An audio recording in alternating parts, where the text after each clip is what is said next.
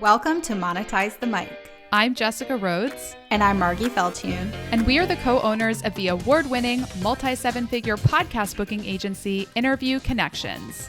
This is the show to teach you how to transform your business and life with the power of visibility and strategy. Let's get started. On today's episode, we are talking about the power of stepping into the role that's right for you. I love this so much. This is something we've been talking about. We did the episode about, is it time to demote yourself from the CEO role?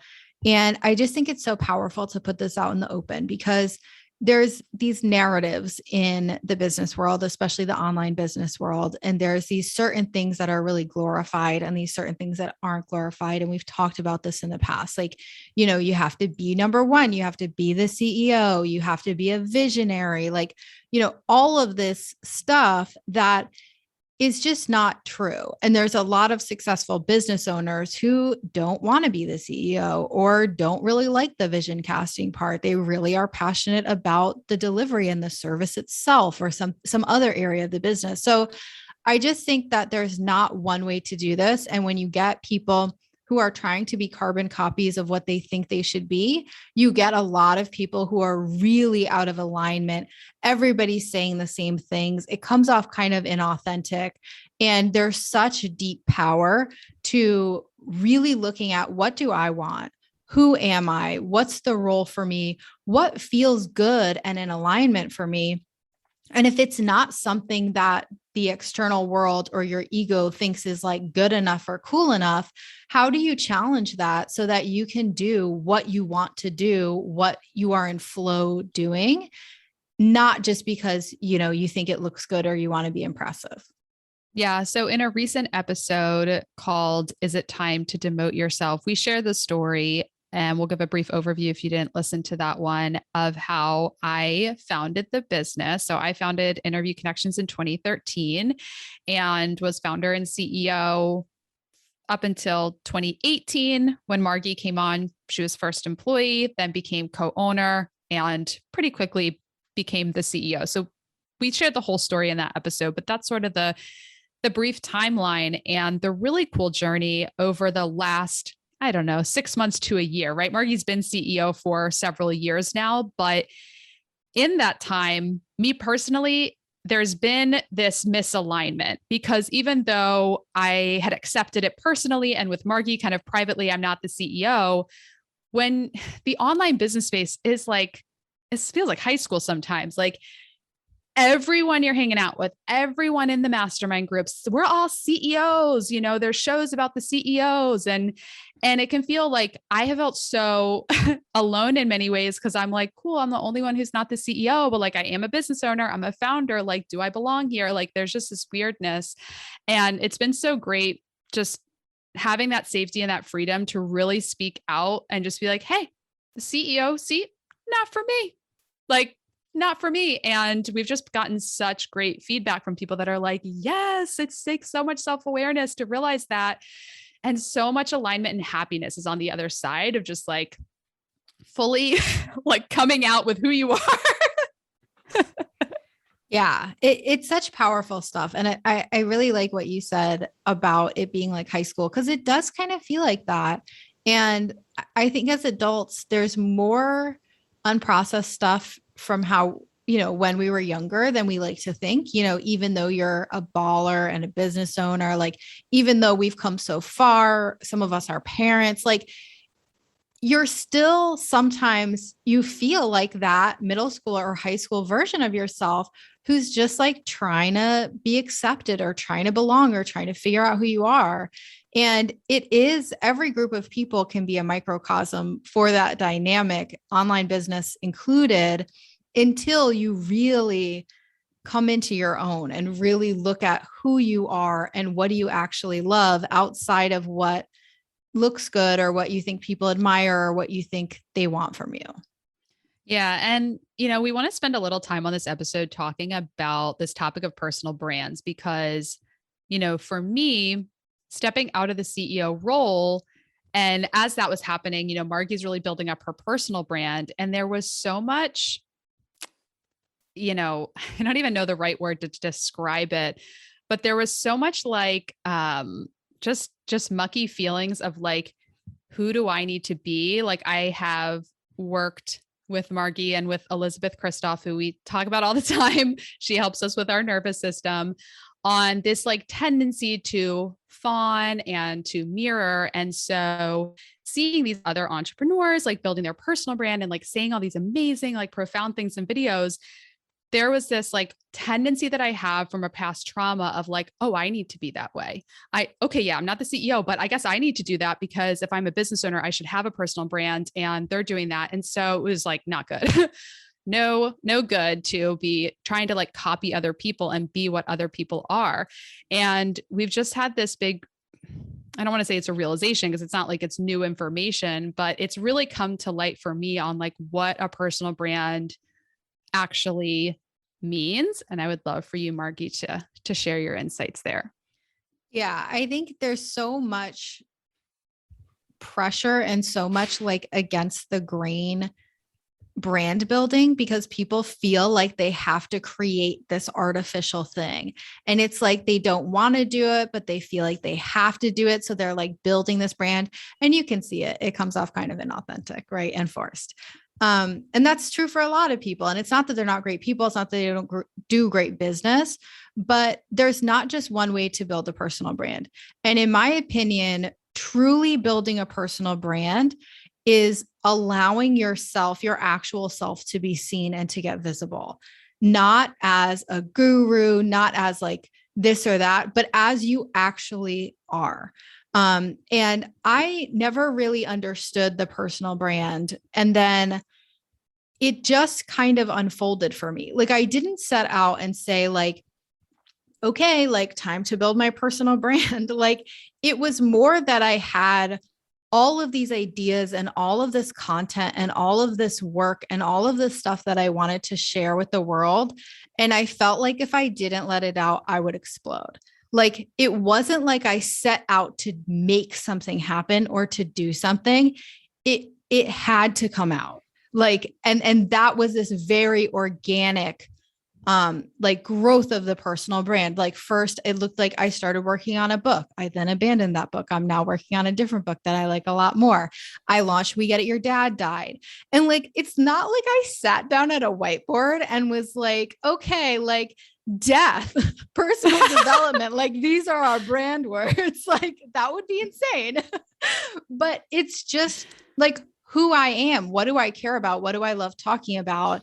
And it's not about self-identification, right? Like I don't identify as someone whose dad died. That's not my identity, but it's been a big part of my experience. And it's been a vehicle for me to learn so much about myself that I now share with others to help them on their journey. So it was this very, very organic thing. And I will say, plug for our business, but like being a guest on podcast was a big part of realizing how much I had to say and like the impact that it was having on people when they reached out to me.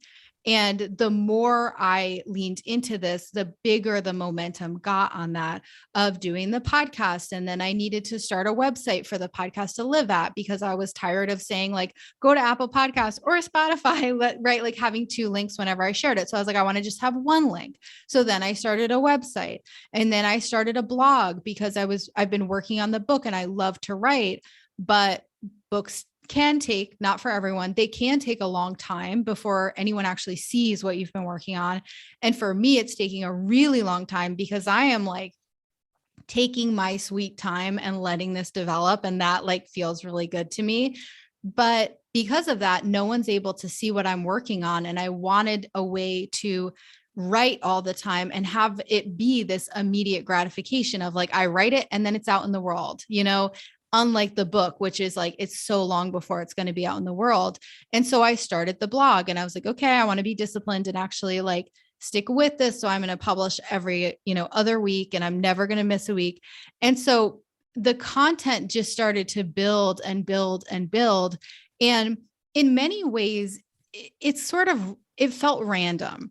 right? Like I was like, I should be talking about podcast guesting because that's what we do. And I do talk about podcast guesting and I do guest consistently on podcasts. And that's a big part of what's made all of this possible. But I realized what I love to talk about around personal development, around leadership and growing a team. I'm talking a lot about agile right now. I'm talking a lot about the nervous system. I talk a lot about grief and loss and the power on the other side of that. And when I was trying to force it of like, no, I have to talk about podcast guesting all the time, it didn't feel right. And now being in alignment and just saying, this is what I love. This is what I'm talking about. I don't have an end game. Like, I don't know where this personal brand is leading me. I don't know what the monetizable business is. I don't know what the offering is, but I do know that I have to share this stuff because it just feels like a calling. And I just have to like let it out. I love it. So the next part of that story, right? So if it's like, if you're reading a book, and it leads down one person's story, and then the next chapter is like, okay, same timeline, the other person in the story. As somebody, if you're like me, and maybe you have a past trauma of feeling disconnected and you've developed people-pleasing tendencies and fawning tendencies and mirroring, how that played out for me was seeing Margie fully step into alignment and into her power as her partner who had just stepped out of CEO role. I was becoming more and more dysregulated, as Margie could feel. And so the long story short of that was Margie came to me recently and was like, I feel really dysregulated around you. And through having that breakthrough and then working to process that trauma and realizing the tendencies that kept coming up for me was what allowed me to truly get to know who I am. Because Margie would ask me, like, who is Jess? Who are you? And I didn't know how to answer that question because I was spending so much of my energy trying to fit the mold of what I thought I should be as an entrepreneur with a personal brand, trying to fit. Okay, Margie seems to be doing everything right. How do I fit?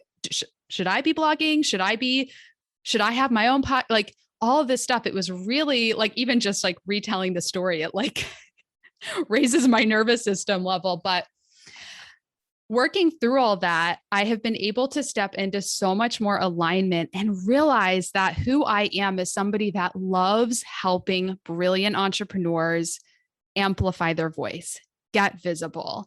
I am, taking Margie's videos, repurposing them into reels and TikToks and like getting it out to as many people as possible. And I have had more fun and have felt lighter. And I'm like, literally yesterday, I was walking through my yard and just feeling like I had such a fun day. And I'm like, I feel like I should feel more stressed right now because my whole life for the last 9 years of having this business has felt like every day was really hard. And like, there was always more to get done. And I literally felt like the past couple of days, it's like a very fresh story for you. It's hot off the presses. I've had so much fun. And I did not think it was possible to get to a point in your business where you're actually having fun and in full alignment. And the ironic thing is, when I was fawning, when I was mirroring, when I was trying to be something I was not, I was also had this need for approval, this need for validation. I desperately wanted people to publicly praise me. And the ironic thing is, as I've come into more alignment, I'm actually getting more like validation. Like people are actually genuinely like, I love what you're saying. And I was like, oh, I wasn't even like trying to get praise. But that's kind of the power of like, when you're trying to get that praise and approval, like you probably won't get it. You try to be famous, you're probably not going to be famous. So it's been a journey. Yeah. I think that's so powerful. And I think it really points to, first of all, on an individual level, the importance of asking questions and looking at like, what do I really want? What actually feels good and in alignment for me to be doing? And what are the things that I think I need to do? Because this is what other people are doing, or this is what I think will get me recognition, and recognition feels like love to me, all of that stuff. But then beyond the individual level, it's also, for those of us in partnerships or who have organizations, it's getting the right people in the right seats. And when Jess and I weren't really like in our full alignment, it caused tension. It caused like kind of discomfort and like just this low level stress.